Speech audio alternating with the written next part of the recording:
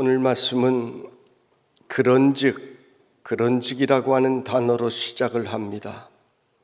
그런즉이라고 하는 단어는 앞에 어떤 내용이 있고 그 내용의 결론을 내릴 때 사용되는 단어입니다.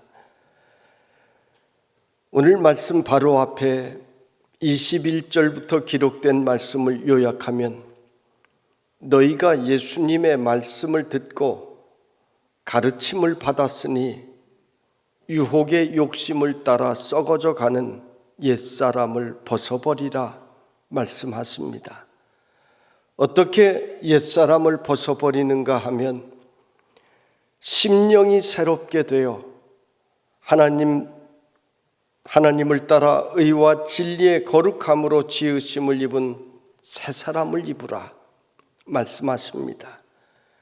여기서 심령이 새롭게 되어라고 하는 말씀을 주목해야 합니다. 당시 에베소 교회는 사도 바울의 전도로 예수를 믿었지만 아직까지 과거에 행하던 그 모습대로 우상을 섬기고 또 성적인 방종과 그리스도인의 삶을 벗어난 타락한 삶을 살아가는 사람들이 교회 안에는 있었습니다. 이들을 향하여 너희가 예수를 구주로 믿었으니 이제는 겉모습만 예수 믿는 것이 아니라 속사람도 변화되어야 한다고 쓴 편지가 바로 에베소서입니다. 이것은 오늘 우리에게도 해당되는 말씀입니다. 우리가 예수 믿고 교회에서 집사이면 회사에서도 옆집에서도 그 사람의 삶을 통하여 집사인 줄 알아야 합니다. 이것이 진짜요. 이것이 새 사람입니다.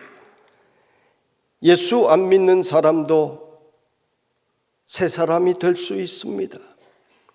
조폭 생활하던 사람도 마음을 잡고 새 사람 될 수 있습니다. 그런데 오늘 성경에 심령이 새롭게 되어라고 하는 말씀은 그런 새 사람이 되는 단순한 변화가 아니라 영혼이 새롭게 된다는 것을 의미하는 말씀입니다. 육에서 난 사람이 아니라 성령으로 변화된 사람을 의미합니다. 새롭게 되어라고 하는 구절은 수동태로 되어 있습니다. 이 말은 내가 하는 것이 아니라는 뜻입니다. 하나님께서 나를 변화시켜 주셔야만이 가능한 것입니다. 가수 이종용 씨가 이런 찬양을 불렀습니다. 해 아래 새 것이 없나니 이 죄인 건지신 주 보라 새롭게 된 피조물 주의 놀라운 권능. 우리가 잘 아는 찬양입니다.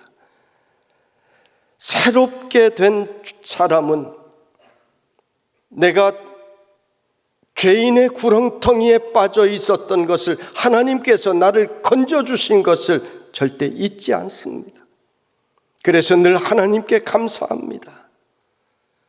여러분, 내 목숨을 살려준 은인이 있다면 여러분 그 사람을 만날 때 어떻게 합니까? 대충 만나지 않을 것입니다. 감사하는 마음으로 만납니다. 여러분, 예배의 자리가 바로 그런 자리입니다. 나를 죄에서 건져주신 그 주님을 만나기 위하여 나오는 자리가 바로 예배의 자리인 것입니다. 내가 새로운 피조물로 거듭난 것, 주의 놀라운 권능입니다. 그러므로 주님을 만나러 올 때 우리는 대충 올 수가 없는 것입니다. 힘을 다하여 감사한 마음으로 달려오는 것입니다. 나 같은 사람을 하나님께 쓰신 것 얼마나 감사한 일인지 우리는 깨달아야 되는 것입니다. 내가 주님을 이렇게 섬길 때 주의 천사를 통하여 내 삶을 호위하여 주시는 축복을 바라보셔야 되는 것입니다. 성도 여러분, 우리는 주의 권능으로 새롭게 된 피조물입니다. 더 이상 우리는 옛사람이 아닙니다. 옛사람이 무엇입니까? 나의 옛 정욕과 나의 옛 죄가 나를 주장하는 사람이 옛사람입니다. 겉으로는 숨겨져 있어도 이런 사람은 언젠가 다 드러납니다. 교회에서 봉사를 해도 내가 내 힘으로 무엇인가 해보려고 하는 사람은 언젠가 내 속에서 옛 뿌리가 솟아오릅니다. 그래서 교회들 문제 일어나는 것을 보면 대개가 복음 전하기 위해 싸우는 것이 아닙니다.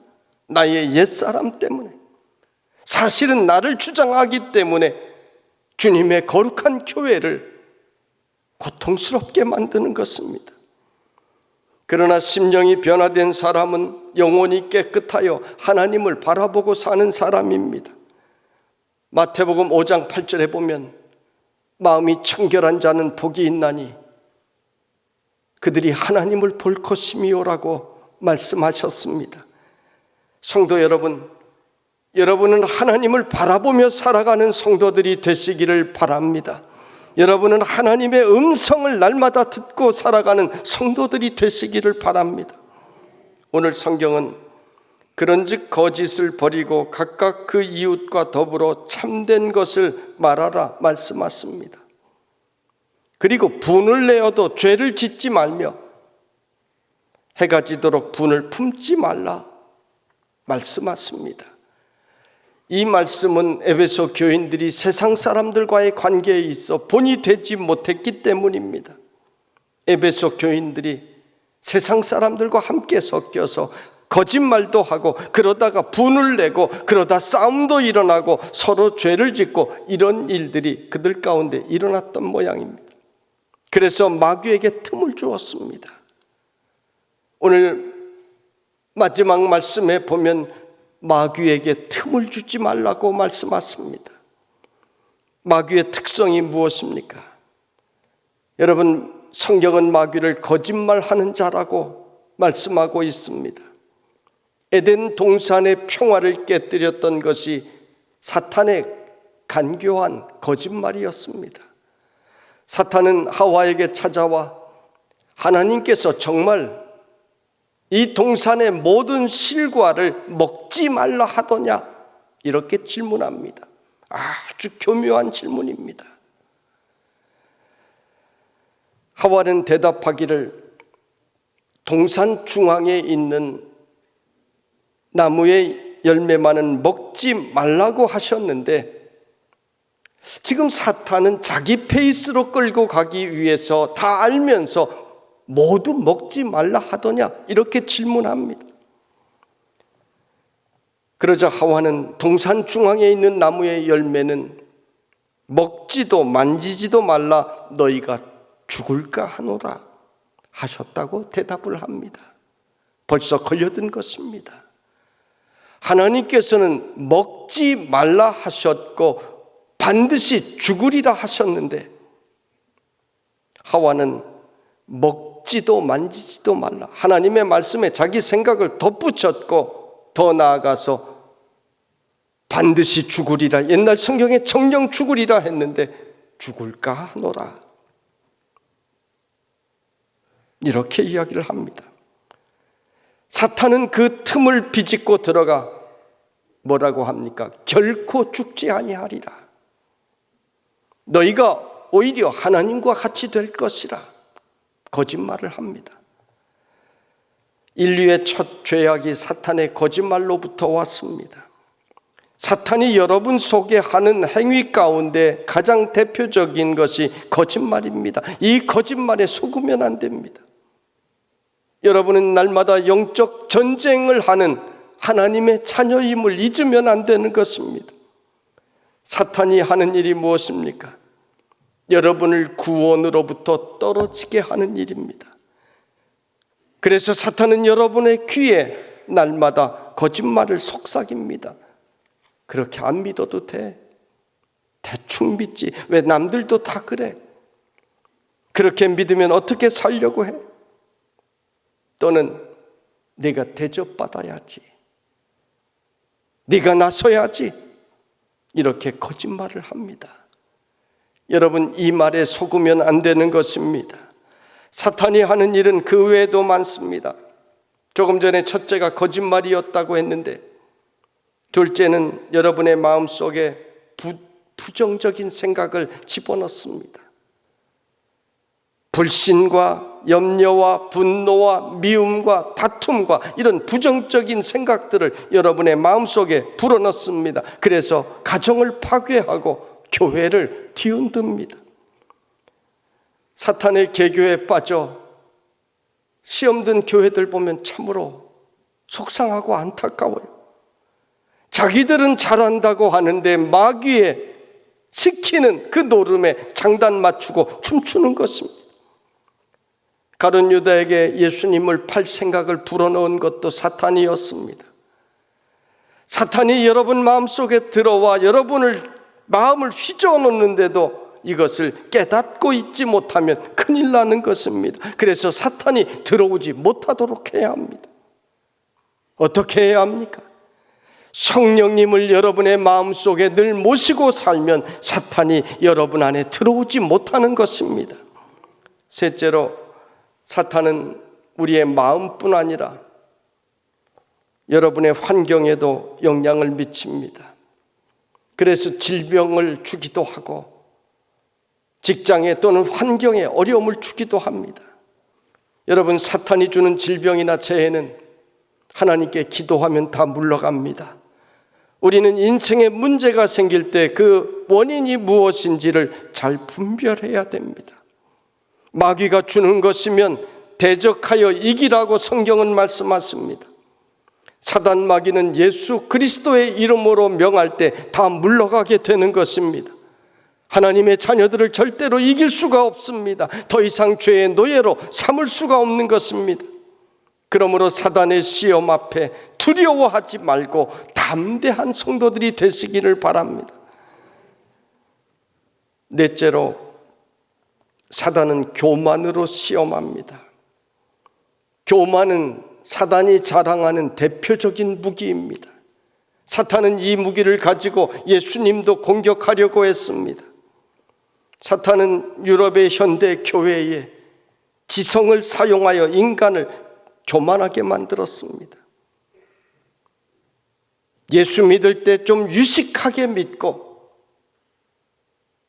지성적으로 믿으라는 것입니다.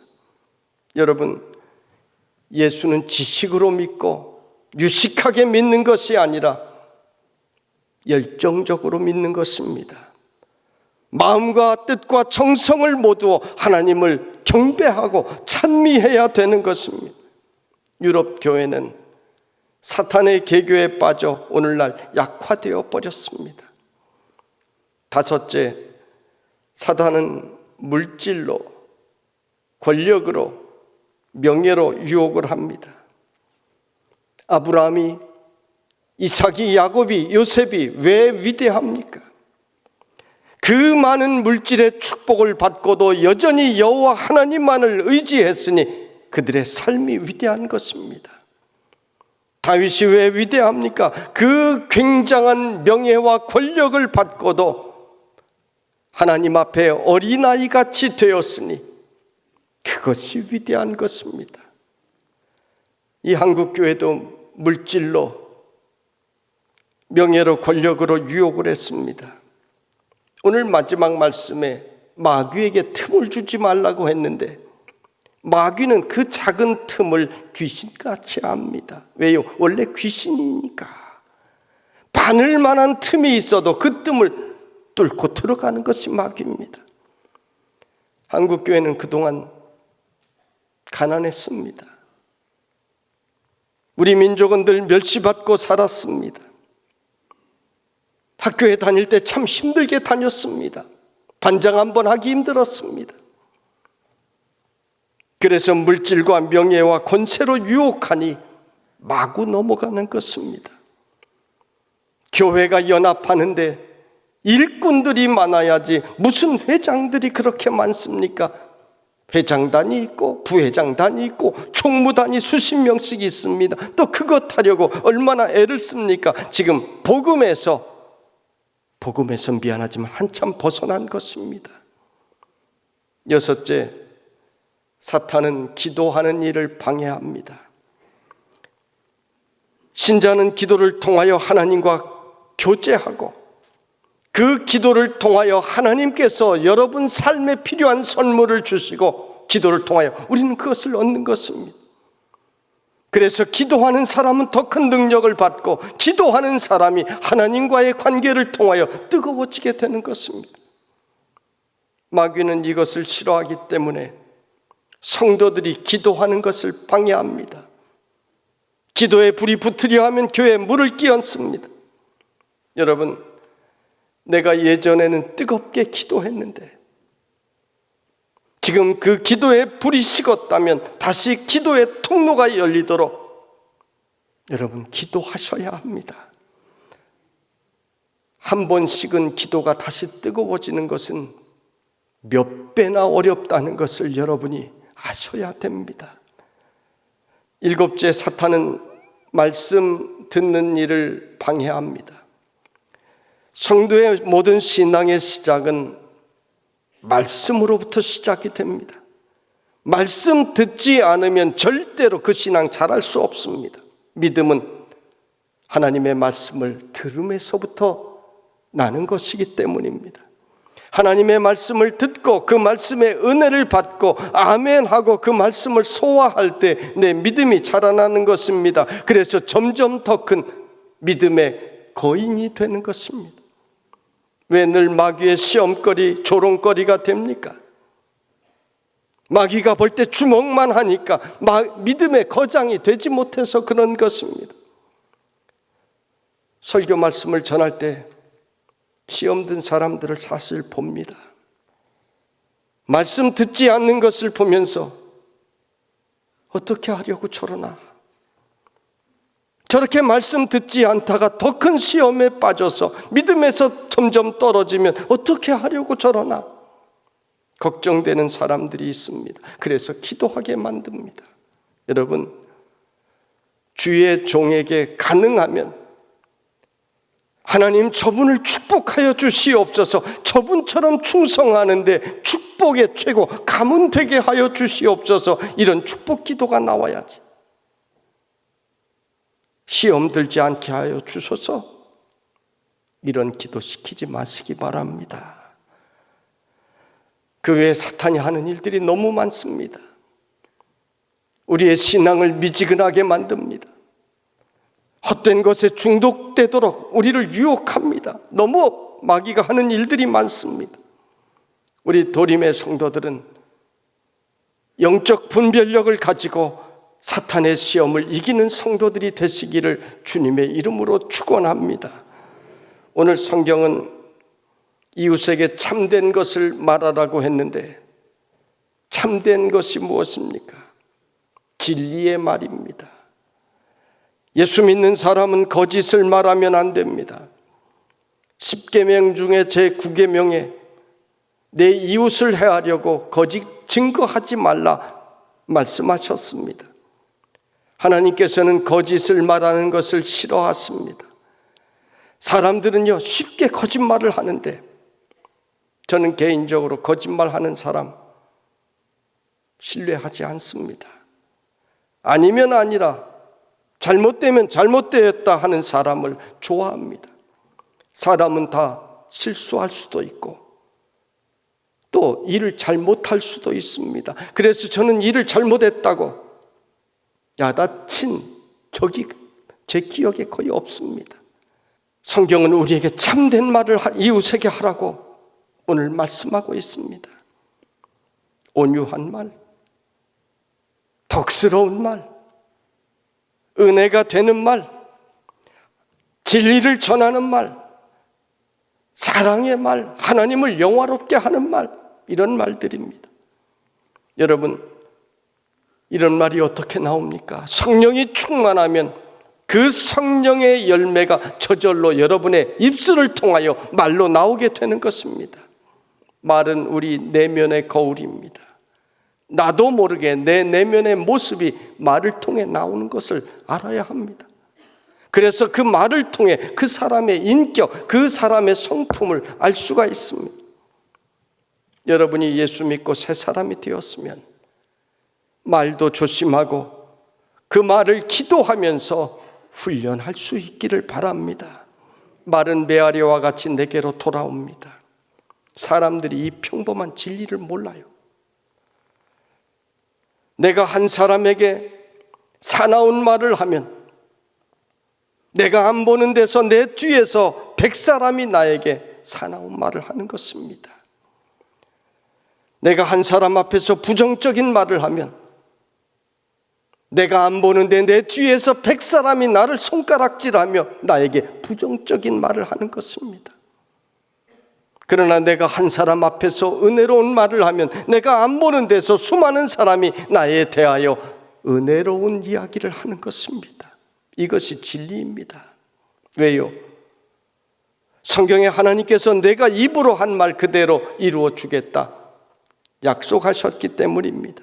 이스라엘 백성들도 광야에서 자기들이 한 말 그대로 되지 않았습니까? 가나안 땅은 우리의 밥이다. 하나님께서 주신 정말로 젖과 꿀이 흐르는 땅이다. 들어가 차지하자라고 고백한 여호수아와 갈렙은 가나안 땅의 주인공이 되었고 그 후손들이 가나안 땅의 주인공이 되었고 우리를 죽게 하려고 광야로 끌고 나왔느냐?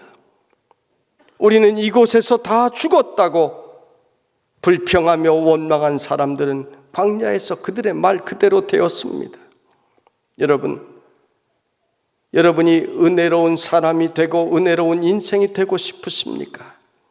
먼저 여러분이 은혜로운 말을 하시기를 바랍니다. 여러분, 내가 세상에서 높임을 받고 싶으십니까? 그러면 다른 사람에게 잘해 주십시오. 내가 한 대로 받는 것입니다. 말이 사람을 세웁니다.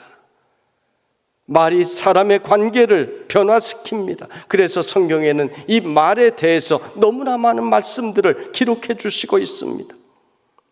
말은 커다란 배를 방향을 움직이는 키와 같다라고 했습니다. 야고보서 3장에서는 혀는 불이라고 했습니다. 그 작은 혀가 모든 것을 불태우는 것입니다. 어제도 경기도 양주에서 어느 고깃집에 목사 모녀가 고기 먹고 주인에게 전화를 걸고 욕을 한 내용이 공개가 되면서 불에 기름을 부은 듯이 교회에 대한 비판들이 일어나는 것을 보았습니다. 어떻게 목사가 되었는지 모르겠지만 분을 내어도 죄를 짓지 말고 해가 지도록 분을 품지 말라고 하셨는데 말씀대로 했으면 얼마나 좋았겠습니까? 왜 집에 가서 분을 못 참고 다시 전화해서 이 사단을 만드는 것입니까? 여러분, 분을 품지 말라 성경이 말씀하셨는데 그것은 우리를 위해서입니다. 분을 품으면 내 몸에 하나도 좋은 것이 없습니다. 분을 품으면 내가 죄를 짓게 됩니다. 이로울 것이 하나도 없는 것입니다. 하나님께서는 우리에게 복된 입술을 주셨습니다. 말은 하나님께서 주신 특별한 영역입니다. 하나님께서는 말씀으로 천지를 창조하셨습니다. 예수님께서도 말씀으로 귀신을 내어 쫓으시고 말씀으로 병자를 고쳐주셨습니다. 그리고 이 말씀의 권세를 하나님의 자녀인 오늘 우리들에게도 주셨습니다. 우리가 세상에서 말하면 그 말이 이루어지도록 도와주시는 하나님이 있습니다. 우리가 하나님께 말하면, 즉 하나님께 기도하면 그 기도에 응답해 주시는 하나님이 있습니다. 우리 믿음의 사람들은 이 말의 능력, 기도의 능력으로 세상을 살아가는 것입니다. 그러므로 여러분은 복된 말의 주인공들이 되시기를 주님의 이름으로 부탁드립니다. 더 나아가 복음 전하는 말, 하나님을 찬양하는 말, 덕스러운 말, 교회를 자랑하는 말들이 여러분의 입술에 늘 있기를 주님의 이름으로 축원합니다.